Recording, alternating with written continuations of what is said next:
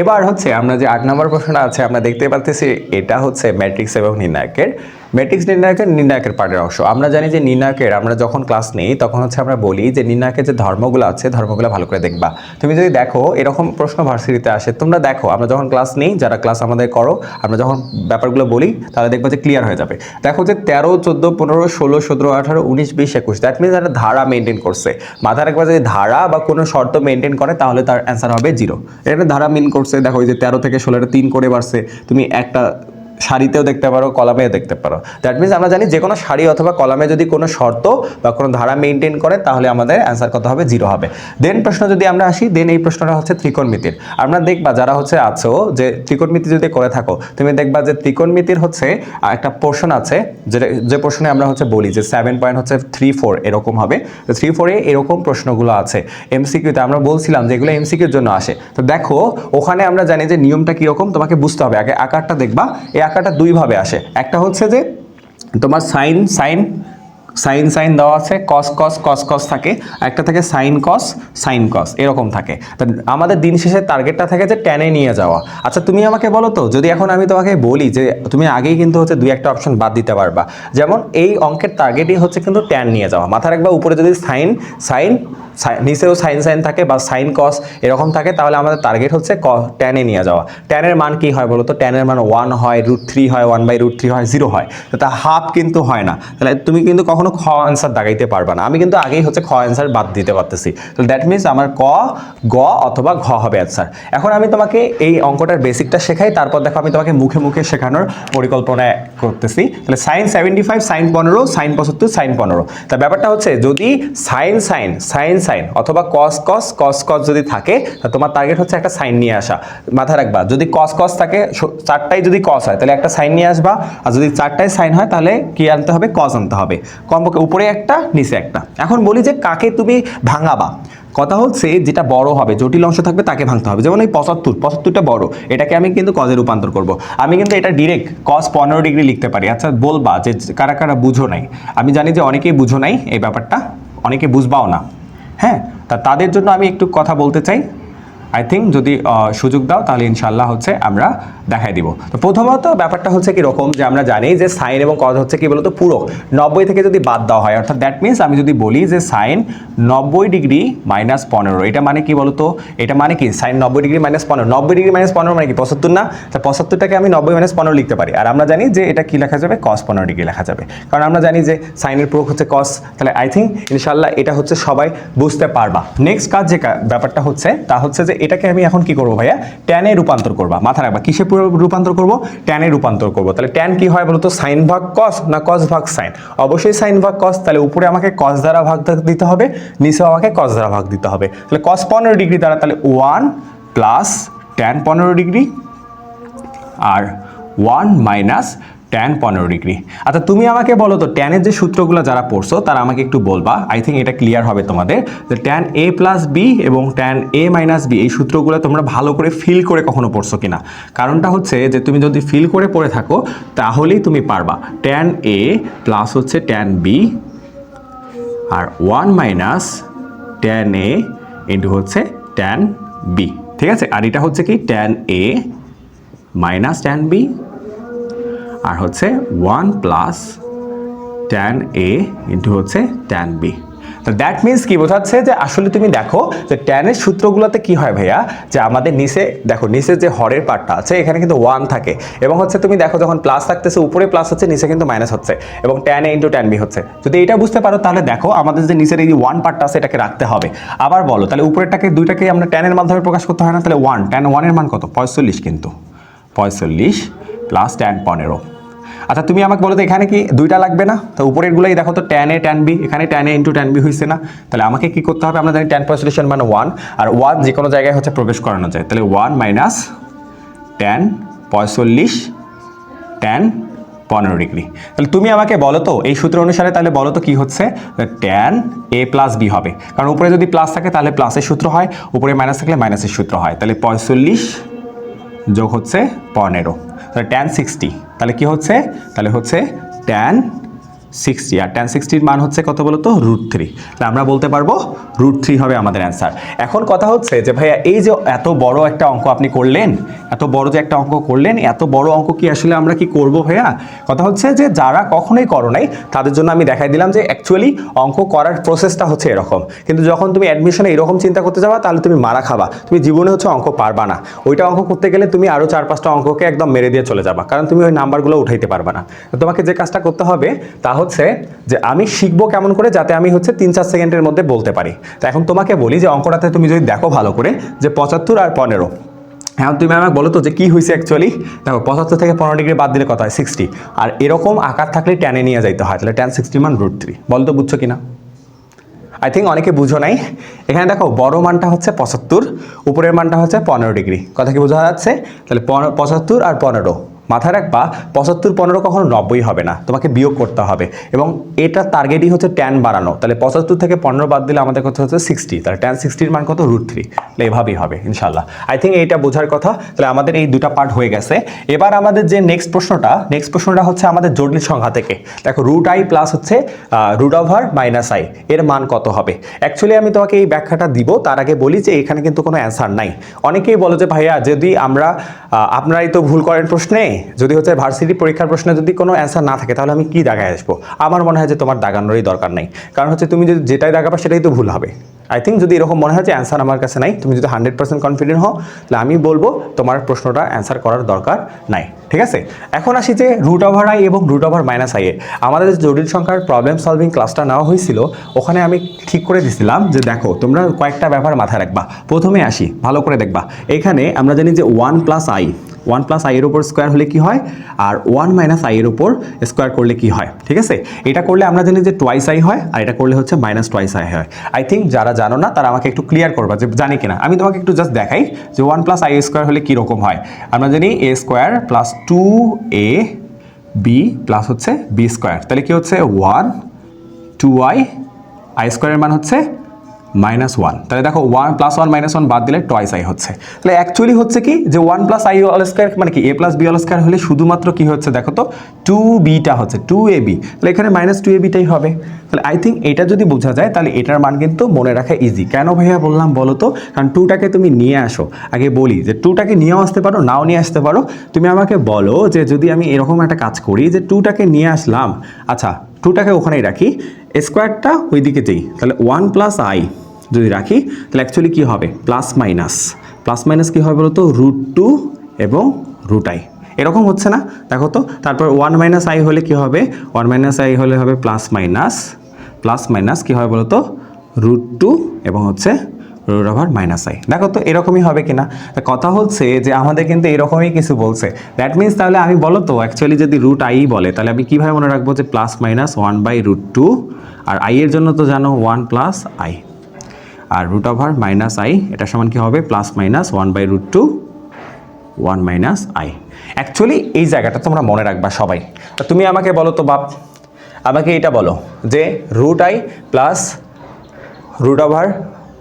√i বলছে, তাহলে এটা মানে এটা একদম ডিরেক্ট মনে রাখতে পারবা না। তাহলে তুমি কি করবা বলো তো, যে এটা যদি আসে ডিরেক্ট চিন্তা করো, যে আমি চিন্তা করবো আচ্ছা এটা তো এরকম হয়, আচ্ছা প্লাস মাইনাস কি হবে +-1/√2 কমন হবে, তারপর কি হবে এটা মানে হচ্ছে 1 + i, আর এটা মানে হচ্ছে কি 1 - i। তাহলে কি হচ্ছে দেখো তো, এক +i - i কাটা যাচ্ছে, 1/√2 1 1 2। তাহলে আমরা জানি 2 এর ভিতর কয়টা √2 থাকে, 2টা √2 থাকে, কাটাকাটি করলে কি হচ্ছে +-√2 হচ্ছে। দেখো এখানে কোথাও কিন্তু +-√2 নেই, এটা 2 দেওয়া আছে। মেবি ওখানে কোনো প্রশ্নের ভুল ছিল। আই থিঙ্ক আমি যে প্রশ্নটা পাইছি ওখানে এরকম ছিল। আই থিঙ্ক যদি তাহলে এই কোশ্চেনে কোনো অ্যান্সার ছিল না, অ্যান্সারটা হবে +-√2। দেখো একটা অঙ্ক করার জন্য তোমাকে কিন্তু অনেকগুলো বেসিক পার্ট মাথায় রাখা লাগবে। এজন্য যারা ভালো করে করবা, এজন্য আমি বলি যে দেখো লাস্ট এডিশনে যারা হচ্ছে ম্যাথের বেসিক না নিয়ে আসছো তাদের জন্য কিন্তু অনেক বেশি প্রবলেম হবে। মাথায় রাখবা 50% নাম্বার পেলেই হয়ে যায় চান্স ভাইয়া। আমাদের যে হাজিজানের যে পরীক্ষা আছে, তোমাদের যদি 50% নাম্বার থাকে ম্যাথে, 25 আছে না, 25-এর মধ্যে যদি কেউ 12-13 পাও, 10 পাও, দেখবা যে চান্সে বলছে যে y = ln x হলে dy dx এর মান কত। এটা আপনাকে বলি একটু ভালো করে আগে বেসিকটা শিখে নেবেন। মাথায় রাখবেন যে ln সামথিং, হ্যাঁ ln সামথিং যদি থাকে তাহলে কি হবে, আমাদের সামথিং হবে। হ্যাঁ, কারণ এই যে ই to the power E exponential আর লগারিদমের হচ্ছে কি বলতো পরস্পর বিপরীত, এটা কাটা যায়, তাহলে শুধু কি থাকে বলতো সামথিং থাকে, শুধু কি থাকে সামথিং থাকে। তাহলে এটা সবাই আগে উঠাই নিবা। এখন আমি বলি যে তাহলে কি আছে, অ্যাকচুয়ালি তোমার এটা তোমাদের একদম দেখো তোমাদের কিভাবে ফাঁকি দিচ্ছে, আসলে এটা আসলে কি y সমান ই লন সামথিং, ই লন সামথিং লন এক্স আছে শুধু, তাহলে লন এক্সটা হবে। আর ডিওয়াই ডিএক্স তো জানো এটা একদম বাচ্চা, লন এক্সের ডিমেনশন 1/x, এটা একদম বাচ্চা। দেখো যে আসলে ঝামেলাটা একদম ট্রিকি কোশ্চেন, এগুলোকে বলা হয় ট্রিকি কোশ্চেন। অনেকে বুঝছো না যে ভাইয়া প্রশ্ন কেমন হয় বা কীরকম হবে, বেসিক যদি জানা থাকে তোমাকে এগুলোতে কেউ আটকাইতে পারবে না। এবার যে কাজটা করতে হবে, এই যে প্রবলেমটা এটা হচ্ছে আমাদের অন্তরীকরণের হচ্ছে যে পার্টটা আছে পরামিতিক স্থানাঙ্ক, সেই পরামিতিক স্থানাঙ্কের অন্তরীকরণ এখানে দুইবার অন্তরীকরণ করতে বলছে। প্রথমে দেখো যে x সমান টি স্কোয়ার বলছে, y সমান টি কিউব বলছে, তাই এটা দুইভাবে করা যায়। তা আমরা যে কাজটা করব তা হচ্ছে যে এখানে টি এর মানটা বের করে নিব, অর্থাৎ যদি তুমি এখানে টি এর মান বের করে নাও তাহলে দেখা যাচ্ছে যে টি সমান হচ্ছে রুট এক্স, হচ্ছে রুট এক্স মানে হচ্ছে এক্স এর উপর হচ্ছে পাওয়ার হচ্ছে হাফ। এখন ওয়াই দেখো যে এখানে যদি তুমি টি বের করে নাও তাহলে দেখা যাবে কি হবে বলো তো, যে ওয়াই সমান হচ্ছে কি 1/3 হবে, ওয়াই 1/3 হবে না, 3 আছে এদিকে আসলে 1/3 হবে, তো দুইটা সমান করে দাও তাহলে এক্স হাফ সমান কি হচ্ছে ওয়াই সমান 1/3 হচ্ছে। তুমি দেখো এখানে কিন্তু বলছে যে ওয়াই এর সাপেক্ষে অন্তরীকরণ করতে দুইবার, তাহলে ওয়াই এর সাপেক্ষে যদি করবো তাহলে কি করতে হবে, ওয়াইটাকে মুক্ত করতে হবে। যদি মুক্ত করতে চাই 1/3 আছে, এই 1/3টা উল্টে যায় 3 হবে, তাহলে কি হবে এক্স 3/2। এখন যদি আমি অন্তরীকরণ করি, অন্তরীকরণ স্কিল যদি তোমার দ্রুত হয় তুমি দেখবা অপশন টেস্ট করতে পারবা। কীভাবে অপশন টেস্ট করতে পারবে সেই ব্যাপারটা তোমাকে দেখাই দিই। যে ডি ওয়াই ডিএক্স ফার্স্ট অন্তরীকরণ, তাহলে 3/2 সামনে আসবে, আর কি আমরা জানি 1 কমে যাবে, তাহলে 1 কমে গেলে কিন্তু হয় হাফ। হ্যাঁ, তারপর হচ্ছে দ্বিতীয়বার অন্তরীকরণ D square Y DX square, তাহলে কি হবে 3/2 থাকবে, হাফ সামনে আসবে এবং পাওয়ার 1 কমে যাবে, পাওয়ার 1 কমে যাবে না, তাহলে দেখো এটা হচ্ছে 3/4 হচ্ছে, আর এক্স কি হচ্ছে এখানে কিন্তু -1/2 হচ্ছে, তাহলে দেখো যে 3/4 আর এখানে হচ্ছে 1/√x, এই যে পাওয়ার, তাহলে কি হচ্ছে এই যে রুট এক্সের মান কার দেখো তো, রুট এক্স এই যে রুট এক্স টি এর মান, তাহলে হচ্ছে 3/4t, তাহলে আমাদের অ্যান্সার হচ্ছে এটা।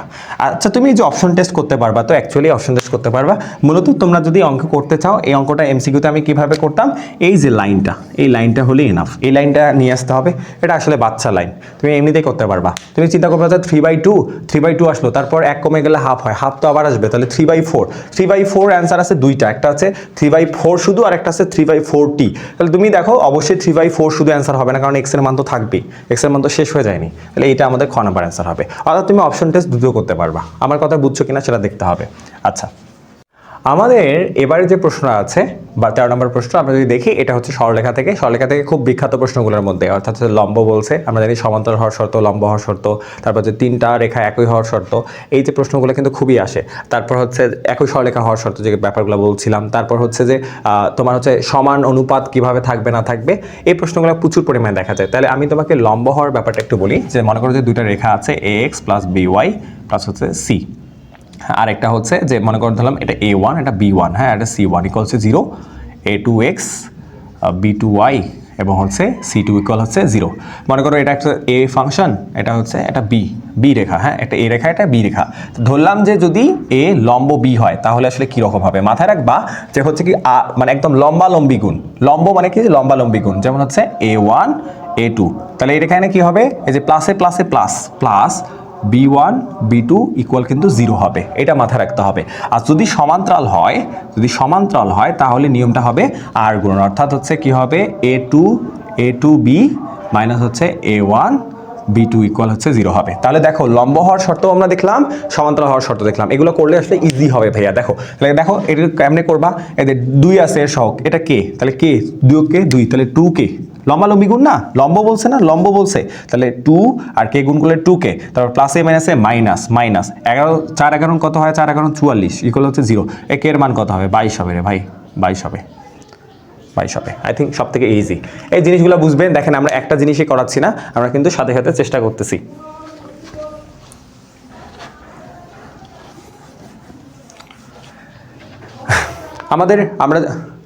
এবার আমরা আমাদের যদি নেক্সট প্রশ্নের কথা দেখি, নেক্সট প্রশ্ন হচ্ছে আমাদের হচ্ছে সরলরেখা থেকে, সরলরেখার হচ্ছে অন্তর্বিভক্তি এবং বহির্বিভক্তি পার্টটা থেকে। দেখো এখানে অন্তর্বিভক্ত বলছে, অ্যাকচুয়ালি তুমি অন্তর্বিভক্তি কোনো কাজ করবা না, আমি তোমাকে বলি কোনো কাজ করবা না, এটা মুখে মুখে করা যাবে। তুমি দেখো প্রথমত তোমাকে চিত্র দিয়ে দেখাই, কারণ না হলে হচ্ছে অনেকে বুঝবা না মুখে বললে আসলে। দেখো প্রথমত হচ্ছে যে রেখাটা আঁকবা, একটা হচ্ছে 1,4 আর একটা হচ্ছে 9,12, তবে একটু মানে বিশ্বস্ত রেখা আঁকবা। যেমন আমরা জানি যে 1 থেকে 9 12 বড়, তো এই জন্য আমরা ডান সাইডে রাখছি, বুঝতে পারছো? কারণ আমাদের সংখ্যা রেখা দেখা যায় যে ডান সাইডে গেলে নাম্বারগুলো ধীরে ধীরে বাড়ে। এখন বলছে সংযোগ রেখা যে বিন্দুতে 3:5, তাই বলো তো 3:5, তাহলে প্রথম অংশটা 3 হবে আর পরের অংশটা 5 হবে। এটা 5 আর এটা হচ্ছে 3, মানে যেভাবে বলবে ওভাবে লিখবা।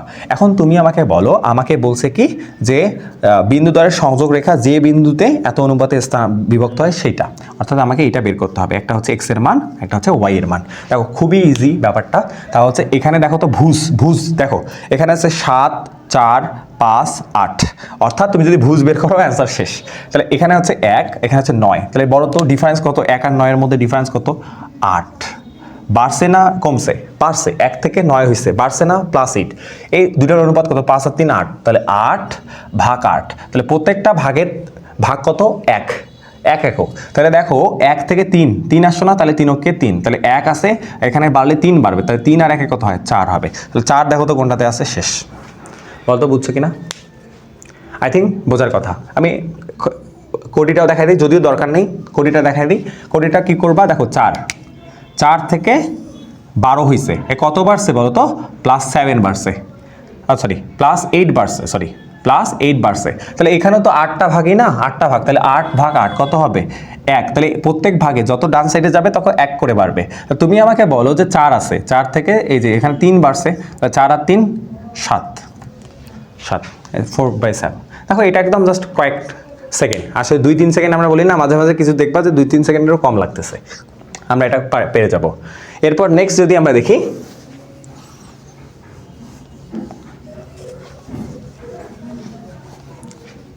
আমাদের নেক্সট প্রবলেমটা বলছে যে y = x² - 3x + 1 বক্ররেখা 3 1 বিন্দুতে অভিলম্বের ঢাল কোনটি?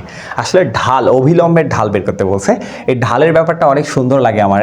ব্যাপারটা হচ্ছে যে একটা বিন্দুতে ঢাল বের করতে বলছে, অভিলম্বের ঢাল।